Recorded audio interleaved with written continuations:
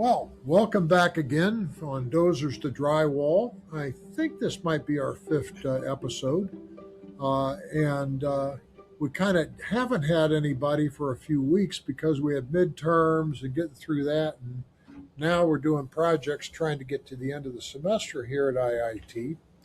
But today we have John King with us, who is a visiting professor that comes in about once a semester or so to talk to our estimating class. And John has a tremendous background, mostly in plumbing, but also in medical gases, which I'm going to ask him some questions on that today.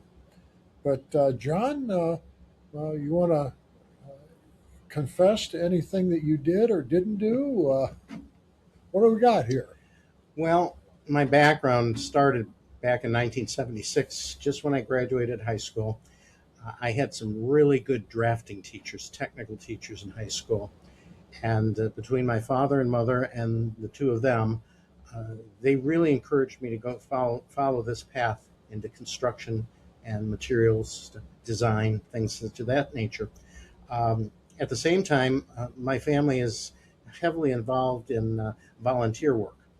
And so, secularly, I was able to make money for myself and subsequently my family. But I also was able to support myself for my volunteer work, which involved constructions of places of worship, other type thing, and disaster relief. So, as the years went on, I was assigned to New York for a number of years with a nonprofit that did international work. I spent time there, and that's really where my drafting skills developed into engineering skills. Uh, those of us that were working in the department at that time were all young people, mostly drafting background, but we worked with some engineers who mentored us, worked with us, and really assisted us to be able to pick up projects we probably would have never worked on anywhere else at our age. Then I came back to Chicago, joined up with the engineering firm that I had worked with previously. But before that, I did a stint in sheet metal contractors work, learned estimating, which is part of your class today for sheet metal and piping. And then after that, after the engineering company closed after 30 years, I've worked for an assorted group of engineering firms in different aspects, but basically focusing on the medical profession, hospitals, clinical design, things of that nature. And again, every company that I've worked with has been enjoyable because there's always been somebody a little bit older than me that was able to mentor me, and that's instilled in me mentoring other people. But one thing I did want to mention too, when I was in New York, something that kept my volunteer work and my secular work together was the fact that somebody from here at Illinois Institute of Technology, a name you'll all recognize, Mies van der Rohe. Mies van der Rohe had designed the Seagram's building, and the structural engineer in the Seagram's building was in the same position I was. He was an engineer. His name was Fred Severt. He opened a large engineering firm in New York and was the structural engineer behind a number of the different specialties that went into the Seagram's building. Well, I read an article about him and found out, in fact, I met his son later. He and I were in kind of the same situation. We had a desire to do volunteer work with individuals, but we also had to support ourselves and learn engineering. So that was something that goes back to, again, relating my visits here to IIT. Oh, wonderful. And you have great experience in plumbing. You know the secrets of how you flush a toilet on the top of the Sears Tower and it doesn't blast right through the basement when it hits, and stuff like that, right? Well, the first thing I learned about plumbing was it all flows downhill, and if it doesn't flow downhill, you have to pump it. When I was at MWRD, that was a problem. You get Mm-hmm. about 8 miles down the road, and you'd be down at 50 feet. You'd have to pump it back up to 12 feet Mm-hmm. to get the sewer to flow by gravity again.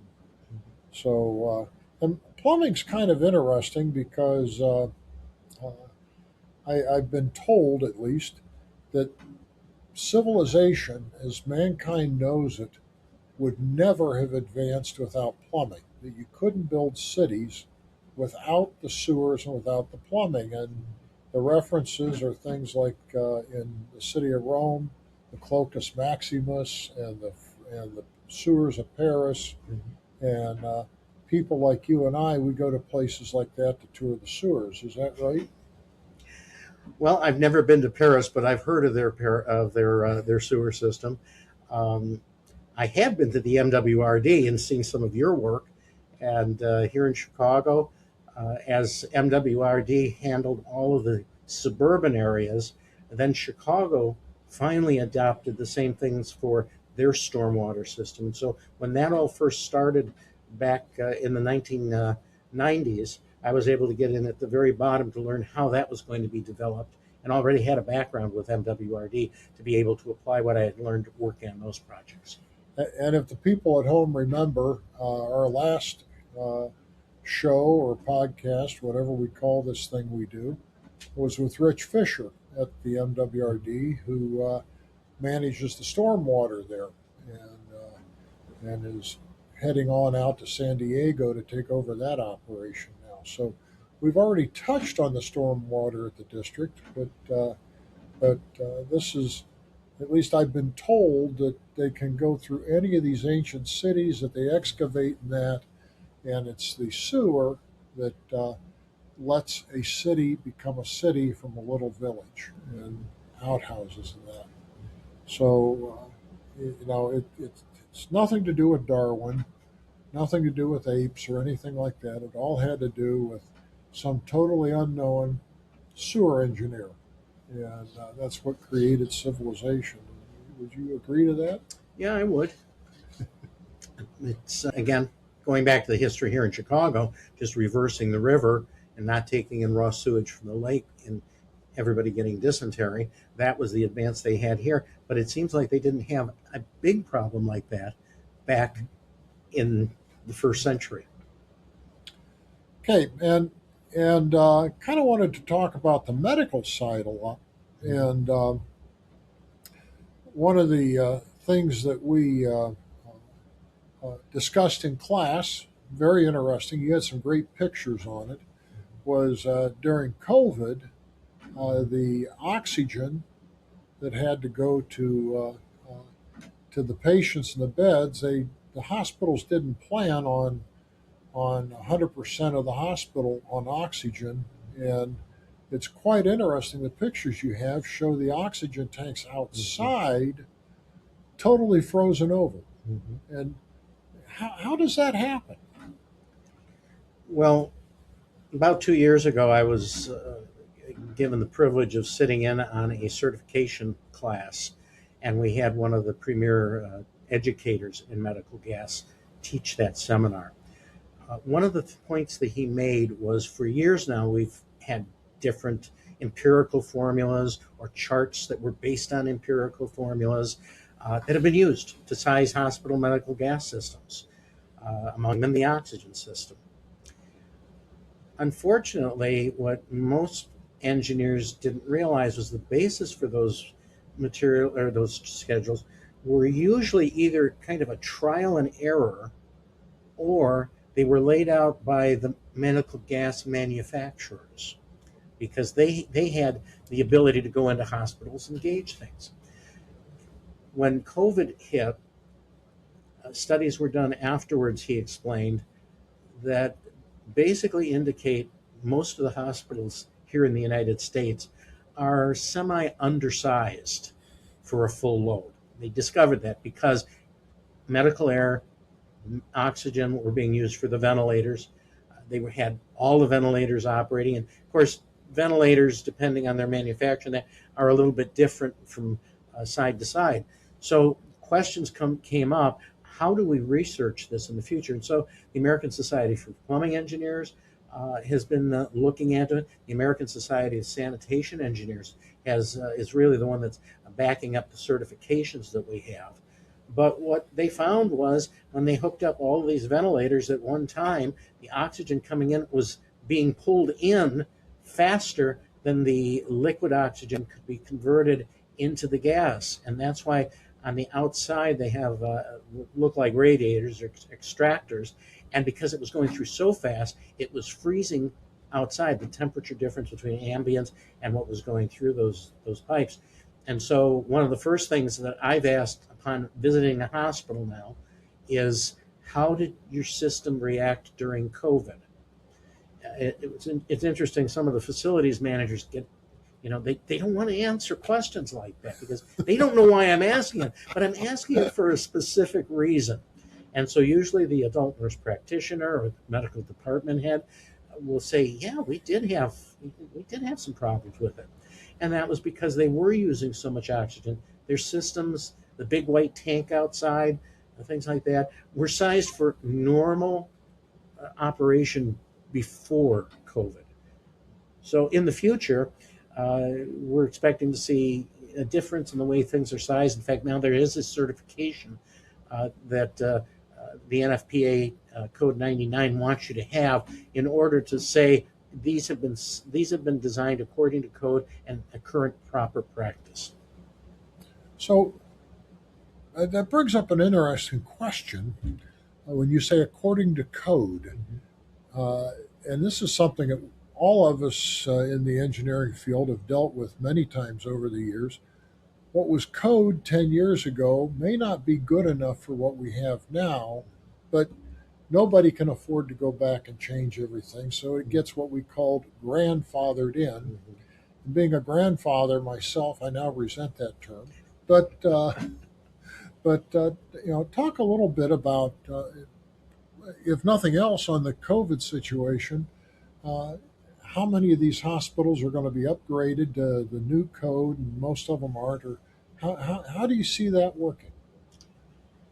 It depends on the code cycles. Now, you say it may be 10 years. Actually, with NFPA 99, every year since about 2015, the medical gas and vacuum sections of the code have been upgraded and updated. Currently, I believe here in Illinois, we're still under an earlier code because they have to meet the CMS requirements, which is still under an earlier code, 2012, I believe. As Medicare upgrades their requirements, then new hospitals or new work in the hospitals will have to be upgraded. Now, will that change the plant sizes, cause them to change the plant sizes? It's probably going to depend on how it's engineered, how it looked like, how it's sized. But at this time, Illinois is still at an earlier code stage. But in 2015, 2018, I believe it was 2021, and now 2024, every time you look at the code, there's little tweaks, little things that are provided to be able to upgrade the code, help us to be able to size things differently. I know the instructor that I had recommended that until things are caught up, it might be good to use the British gas codes and gas sizing methods because those have already been looked at. Another aspect might be that when we upgrade things, we look at specifics within the current code. One of the things that I just recently encountered, we were looking at what's called waste anesthesia gas disposal, a WAGE system, or WAGD. And over the years, it was discovered that taking the waste anesthesia from the anesthesia machine or the surrounding area of the anesthetist, take that gas out because the machines do leak, and you don't want your anesthesiologist fainting. So they had a special system design. Originally, it was a very simple system. I worked on a hospital up in Evanston when these first became popular, and the medical gas certifier said, well, you just take a pipe, take a connector, go up to a duct, put an exhaust fan on the roof, and that'll take care of it. And I believe that system's still in operation. But now we've got more sophisticated where the medical gas companies even make a specific vacuum pump for waste anesthesia gas. And that's because the gas can explode. And so you want to keep it under certain pumping conditions, under certain motor conditions.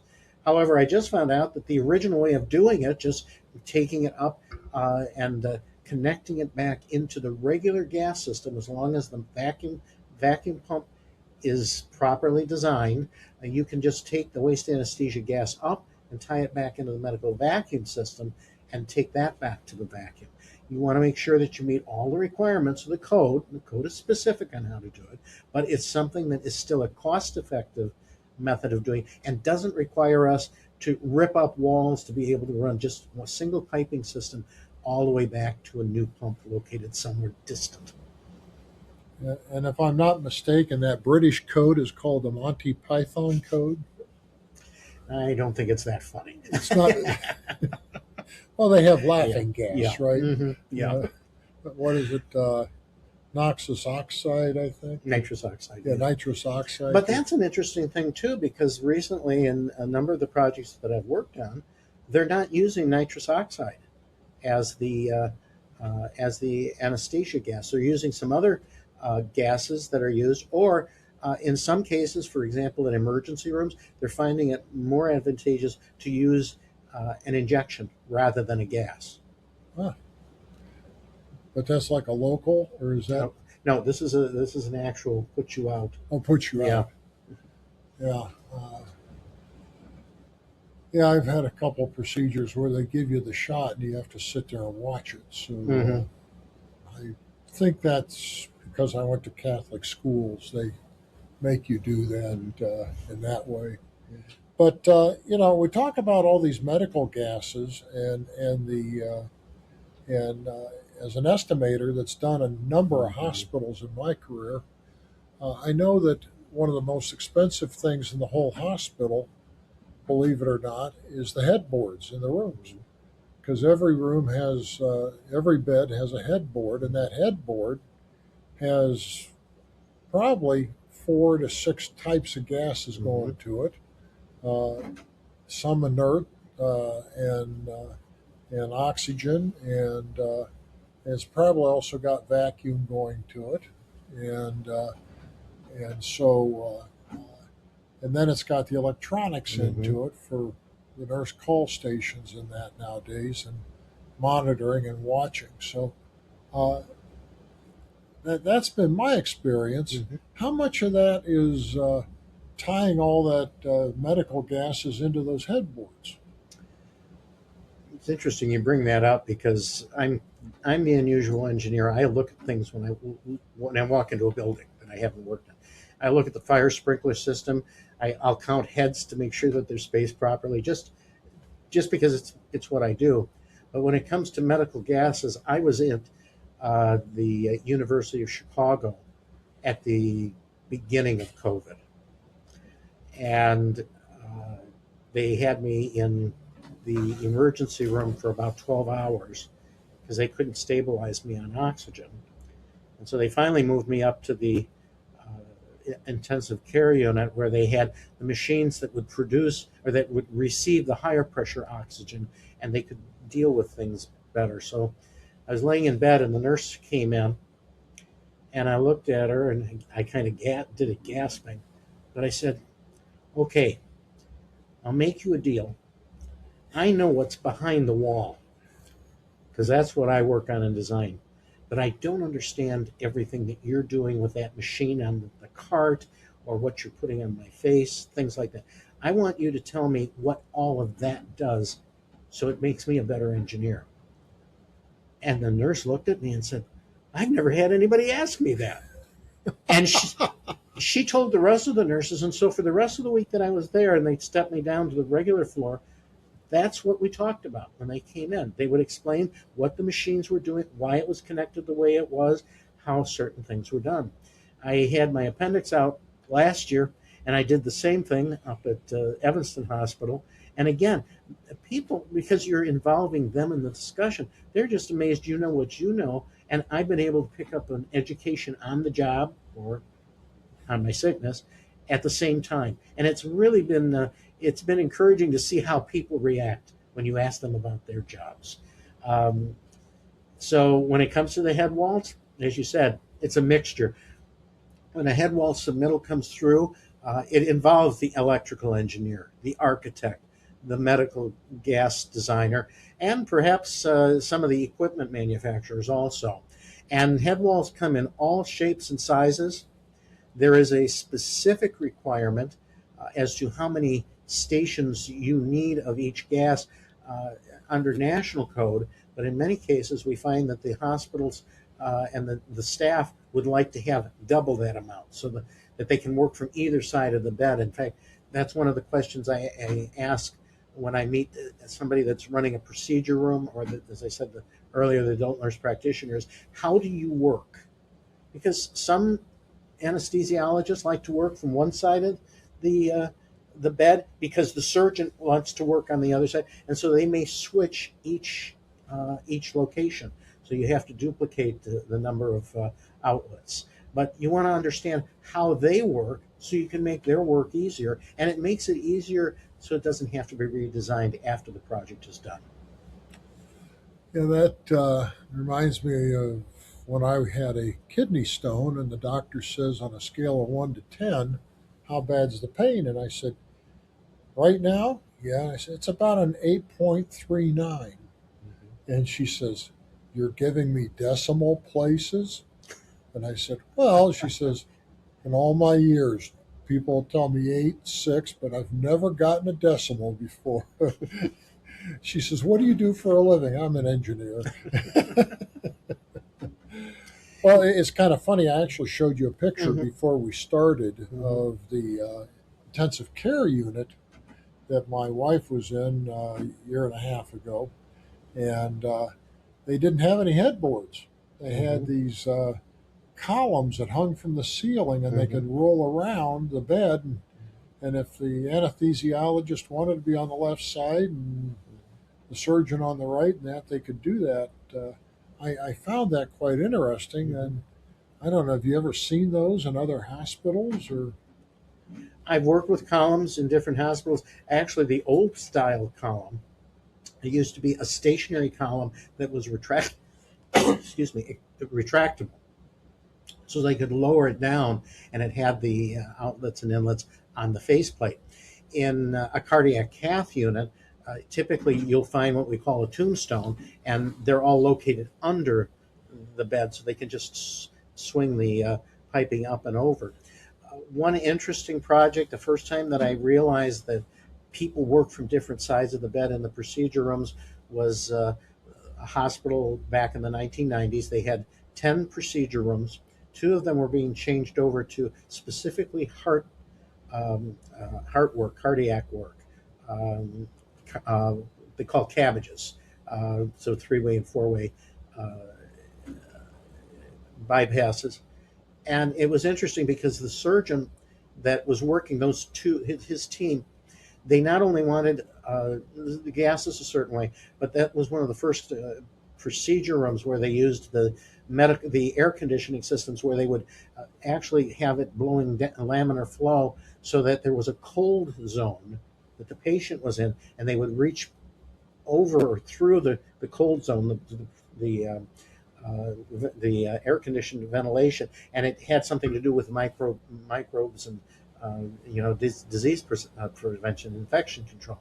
But because of that, that was the first place that I had discovered you really need to have these units set up so that you can work from any side of the table. And so we went in and actually duplicated the head walls in the operating rooms on each wall. So the two side walls had the same exact thing, including nitrogen for the drilling equipment and such. And then both head walls, both ends had the normal gases that you would use during the procedure. Well, the other doctors at the hospital saw that, and the nurses, they said, well, can you do that? Because you're redoing all of the operating rooms anyways. Can we do that everywhere? And they did. Unique thing. It made their lives easier. Uh, I was later at a vendor's school, and they had us lay out a page of operating rooms, and that's what I did on it. Now, none of the other contractors or designers did that, and so the uh, medical gas designer and instructor at that one looked at me and said, "Why did you do that?" And so I explained it, and they both looked at each other and said, "That's a good idea."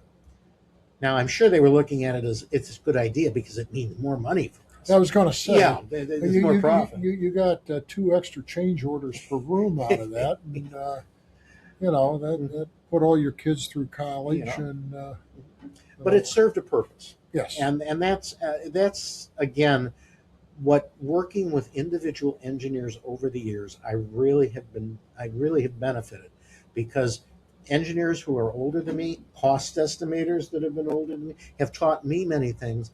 And again, my goal as I reach the end of my time in the engineering field is to pass that on to the next generation. So that cold air blowing down, was that an actual air curtain? That was an actual air curtain. It was actually air curtain. And I think those had just been developed over the year or two before that. So late 80s, early 90s. Yeah, that's about when they came around. Yeah. So, well, that's interesting. So,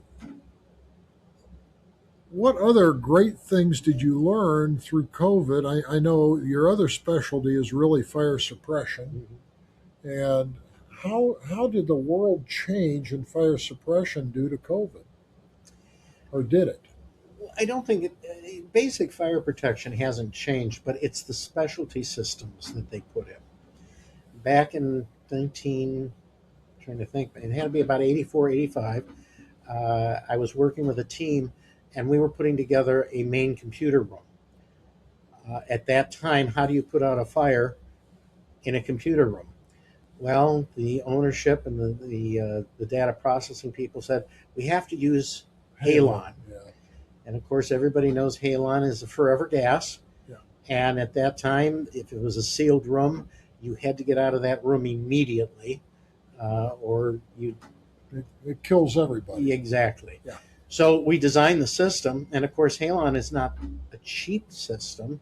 And at the end of the project, when the city wanted to test it, this was in New York City, they said, okay, so to test your system, you have to dump the whole system to make sure that it works and triggers correctly.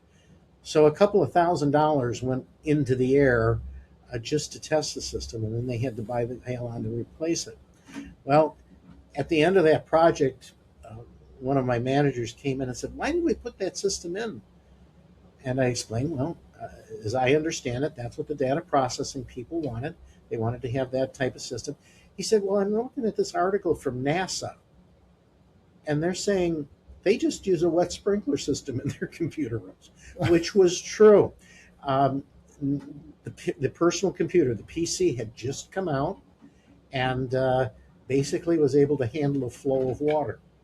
So they started using wet sprinkler systems, or at least systems that hold the water from discharging until they know there's an actual flame or a problem in the room to release. Now, still in data processing systems, you don't really want to dump a lot of water, especially with the large data systems that they're putting in now. So there have been changes in the way of doing things. In recent years, FM 200 was the gas that was typically used, but even that is now a forever gas. So different companies have come up with different solutions. They've tried reformulating some of the forever gases. Currently, one of the large fire protection companies here in the United States has developed a system where they use nitrogen. And they have a computer system to design the system, so it's something we can use in the office to be able to figure it out. You take the size, it gives you all of the basic information you need to do, and you can design this according to a computer system that they've made. Nitrogen is one. Another system that's come into effect is it's a wet system, but it's called a mist system. And so the mist is dispersed and kind of absorbs, as I understand it, absorbs the heat. So you don't have a direct discharge of water on the equipment. It's much less damaging, but it does cause the fire to go out. Of course, there's other systems that you're required to have. I just recently worked on a testing lab that was for the state of Illinois. For the most part, theirs was standard sprinkler systems, just sized for the area necessary. But they also had to look elsewhere with regard to fire protection. Today in the United States, there is a move on that the way we used to do sprinkler design was just simply to do a sprinkler layout, make sure that we met the specific codes and hazards, and then that was passed on to the fire protection contractor who had his own engineer and developed the submittals, the shop drawings, things like that, and the hydraulic calculations. Today, in many areas, we're required to have a fire protection engineer, somebody who has a PE but also is certified for fire protection, oversee the project. He doesn't just oversee the wet systems that we have, the suppression systems. He also designs the fire alarm systems, which I have a small understanding of. I've taken some courses and some seminars and certifications on that, but it's more of a specialized system, just like wet systems are. But they also have him look at the fire protection from an architectural standpoint.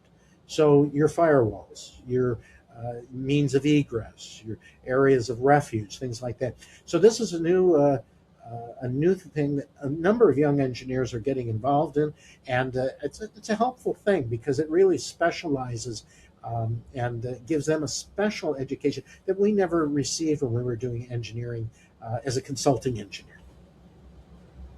Yeah, and I take it that fire engineering is not as progressive as some of the other fields because you didn't mention any women in that. Actually, your associate professor, Professor Doman, introduced me to a um, contractor, project engineer, and she in turn introduced me to a young woman that is a pipe fitter, and she wants to open her own fire protection, fire suppression engineer, and she's looking to hire a fire protection engineer on board because that's a requirement now. You have to have somebody that is associated with the firm. So there are women in the business. Okay. We're just really old boomers here, and we tend Mm-hmm. to use the masculine Mm-hmm. all the time. Mm-hmm. I know when I was an undergraduate here, we had one woman in the whole department as an undergrad. Mm-hmm. She happened to be in my medical group, not medical, my study group. But today, I think we're over 50% women. Mm-hmm. But and so it is a different world than we grew up in.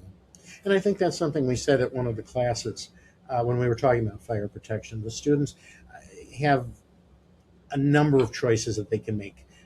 They may have a specific thing that they're looking at right now in architecture or in civil engineering. I think your class is made up of people in both of the schools here. But cost estimating can be very enriching, or going into one of these other avenues. The problem is you don't want to typecast yourself. When I worked with an engineer who he's going for his engineering degree, he took his course and he had to take a mandatory course in drafting. And the first thing the drafting teacher told them was, don't tell them you know how to draw because you'll never get off the board. Well, actually, I'm living proof that you can get off the board and you can study and you can do a variety of things. Another relative of mine that was a student here at IIT and eventually went to work for um, the successor company to Mises Company. Was it Lowen and Lowen, I think it was? I think Lowen. Yeah. I think so. He loved door and window hardware. And so what did he do his entire life with his architect's degree? He specialized in door hardware. That's what he did. When he finally retired, he opened his own firm to do forensic architecture and engineering. Oh my! So, boy, yeah, that's kind of interesting. It's looking in front of you there. You can't see it on the camera, but those drawings up there from 1928. Those are my grandfather's drawings, and obviously, looking at them, he was a great draftsman, but he also became the chief engineer at Delco Corporation, Mm-hmm. and I was mortified when I was an undergraduate taking my drafting course that at one point I was trying to erase an orthogonal drawing that I had all wrong, and the professor walked up behind me and looked at it and said, "Mr. Lemming, the good news is when you become a real engineer, you'll have somebody to do this for you." And with my family background, I felt about 3 inches tall at that point. Mhm. But and I think my brother inherited all those abilities because he actually got a high school degree in drafting and then went to engineering school and ended up running one of the first CAD divisions of the Air Force. But that's how it goes. Um, but you bring up a good point. An area like fire protection grows, and when we look at the history of design and construction, something that's small and somebody works on becomes its own specialty. And there's more specialties and more specialties. You know, if we go back to 1900, we don't have mechanical engineers that are worrying about the heating and all that. We may have somebody doing a boiler somewhere, but we had paperweights in those days to hold the papers down because you opened the windows and such. And it sounds like what you're telling me here is the areas you've worked in for close to 50 years have expanded and become their own specialties. That's true. And of course, that's evidenced by those of us that are in the business when you look at something like the master format specifications. I learned specification writing and development back when there were just 16 chapters or sections. Today there's over 30, and each one is designed a certain way. Sometimes I've looked back, and some of my employers have also said, wasn't it good enough just to have the 16 divisions, or wasn't it good enough just to have this or that? Are these processes being developed not necessarily because they're better or because the organizations that are developing them are looking for a way to prolong their existence? I don't know. I know when it comes to codes, the codes are revised. Sometimes there's a very minor change. Other times there's a very major and beneficial change because of fireproofing, fire prevention, or something else. So that's just something we have to learn to live with. But I do encourage the students. I encourage the people that have mentored me and that I'm trying to mentor. Get familiar with the code. When you start a project, read the code so you know the basics. You know the absolute minimum. And then you can build from there. You can find other publications on the code, but understanding the code helps you to be able to, what is it we say in the class? If you don't follow the code when it comes to plumbing or structural engineering or fire protection, people die. That's a reality. And so we don't want to be responsible for somebody's life. So we do the best that we can by putting to use what we've benefited from, what we've been given.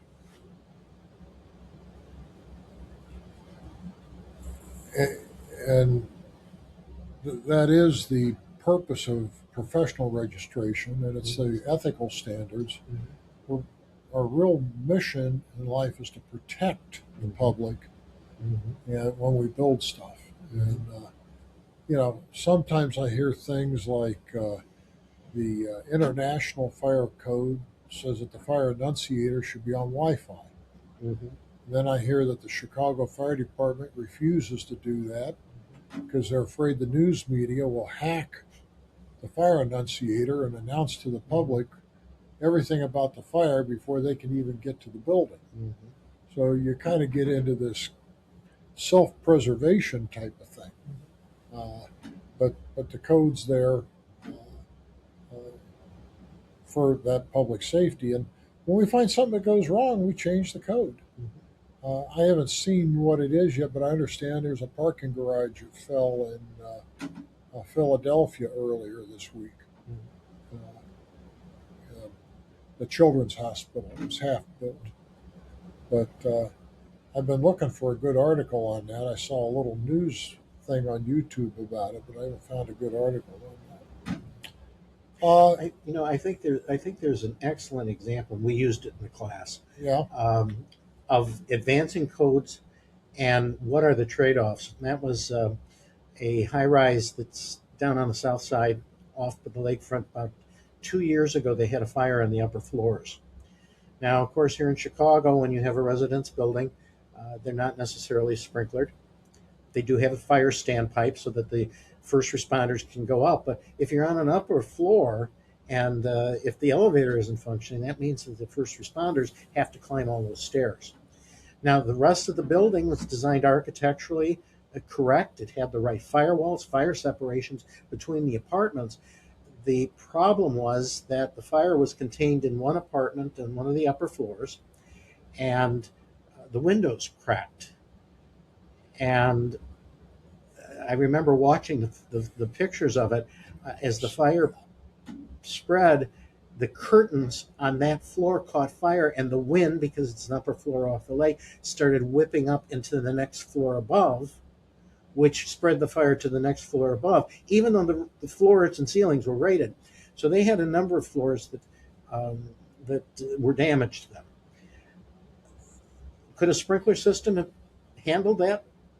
Certainly could have. And the sprinkler contractors and sprinkler association came out, as they usually do when this happens. The conundrum, that's what one of my old employers used to call it, the conundrum is you have a large building like that was made in the 70s, 80s, maybe even the 90s. Who's going to pay to re-outfit that building with a sprinkler system? Especially if it's a condo system. Does the condo association pay for that? And how expensive are they willing to go? So that's really a difficulty here in Chicago. We have that even if individuals or city council, politicians, the code want to put a sprinkler system in, where is the money going to come from to be able to do that? And when they find out how to do that, the buildings that we have here in Chicago will probably be much safer. okay, so I got another question for you, and this is going to be totally from left field, but uh, everybody's talking about data centers, Mm-hmm. and everybody's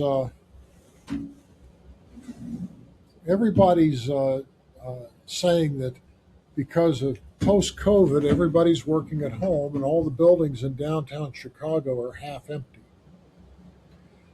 And data centers use a lot of water.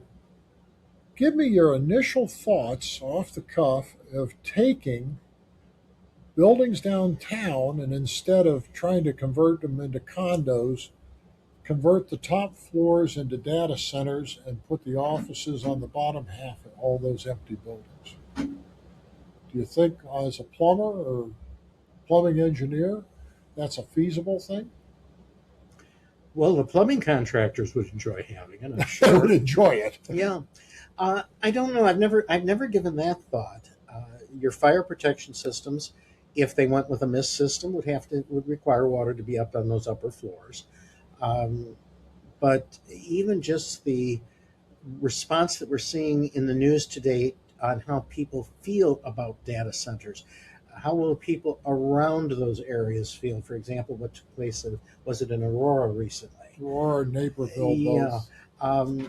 Are data centers something that you want to have in the center of the city? Again, I think the Fire Prevention Bureau, the fire protection engineer that's hired to review those sites, could probably speak better to it. The issue with water, though, is just like electricity. We have an underground infrastructure here. So we're not just talking about redeveloping the building itself, we're talking about redeveloping the infrastructure to those buildings. Uh, about 6 years ago, I worked with a firm. I worked with a really good engineer. I really enjoyed working with him. He's a younger engineer, and the principal that he worked for really were go-getters to get things like, for example, redoing piping systems in some of the high rises here. They're over 20 years old. the steel pipe is decayed. That all needs to be replaced. But we had gotten a job with one of the universities where they wanted to redo, or they were required to put a sprinkler system in the building because it was being converted from a residence building to an office building. They needed a new fire pump. Well, that's easy to do, isn't it? Not if ComEd doesn't have the electrical power in that area, and it's a couple of blocks away to get the transformer. So we had to put a diesel fire pump in. And it was a very exciting, and I learned a lot from the engineer that I worked with on it, looking at older buildings to see how you could re-outfit things. But that's the point, infrastructure. Do they have the infrastructure to be able to put a data center downtown? That's an electrical question. Do they have the water and the water mains to be able to supply those buildings with the additional fire service they need and the domestic service? Well, when I broached this to our architectural engineering people, they immediately said, "That's a great idea. We can take the heat from the computers and heat the downstairs." So, in their discipline, they thought it was good. I thought I'd ask you about it because you keep hearing this. There's this problem, and nobody has a solution. Mm-hmm. How do we make people move back into the buildings? Well, we don't. Let's use the buildings for something else, whether it's growing tomatoes and vegetables for all the James Beard restaurants down there, or something along that, or do data centers. Well, again, it has to do with the research going into it. That's another aspect of work that I've been privileged to be trained in and had some really good people work with on. We had a high-rise building in New York that we were going to be putting up near the scenic view plane of the Brooklyn Bridge. And in order to get that through the city, you had to do an environmental impact statement because the land was originally lead smelteries and imported areas. But you also had to do an urban design analysis because the building had to fit into the area. We worked on that for 2 to 3 years. And again, it was massing models, things like that. We involved an outside engineering, an outside construction management firm. And in the end, the city said no. But because of all the planning that went into it, my managers were forward thinking. And so basically, they bought some property east of the area. They just took the building that we had designed, and they just moved it about 4 or 5 blocks over. That's all. Oh, 45 blocks.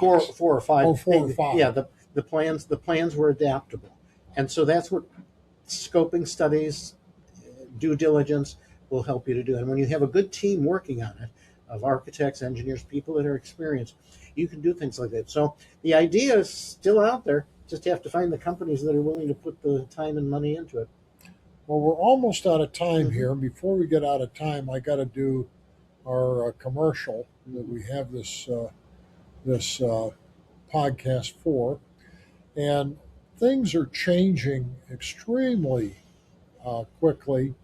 All the universities in the entire United States have had a year where they've, due to, I'm not going to go into the politics, but they've lost millions and millions in research money, and they've lost lots of students, and almost everybody in one form or another is reorganizing. I've already talked to you people at home about our bachelor's degree in construction management we've gotten approved, and it looks like it is a go. And so in the fall, we will be doing that. And we're having some changes in our master's programs. I don't think going to affect any of you that want to come here as undergraduates and get the master's degree, or if you come into construction management. But the nuts and bolts of how it works is going to be done a little bit different. For one thing, the master's degree for undergraduates, we've always called that a co-terminal. We get it done in 5 years, and now it's called a +1, and we still get it done in 5 years. For some reason, they want to award you your bachelor's degree in 4 years, though, and the master's in 5, whereas up till now we've been doing it. So These changes are occurring tremendously quickly around here. Nothing's been set yet, but as we go into the end of this semester, another 2, 3 weeks, the faculty is in many, many meetings working on that. And as we start next year, we're going to have some different uh, means and ways of doing things. So just want people to know as they're looking at this and trying to figure out if they want to come here and what they're going to do, contact us. Let us take a look at it. The actual catalog won't be out probably till about the 1st of August because we've got so much work to do. But we are looking at a lot of those things, and we will be technically just as good as we've always been, but organizationally we might be slightly different as we look at this. So, well, John, I appreciate you coming in. Thank you for I inviting see me. you had pages and pages of notes there. I didn't let you read any of those. Uh, it's kind of like if you've ever seen case in front of the U.S. Supreme Court. Mhm. The attorneys practice and practice. When I was in law school at Kent, we used to be one of the primary places in the city where they would practice for Supreme Court in our courtroom. And the justices at the very opening start asking questions that they want to know, and the attorney never does get to anything they wrote down. Uh, it's there in case, I guess, they ever need it, but you did the same thing here. So, Well, I appreciate you inviting me to do this and working with both you and Professor Dorn in the class. And for all of you that do tune into this, that have had a part in my development, I want to thank you because that's what put me here today. thank you very much.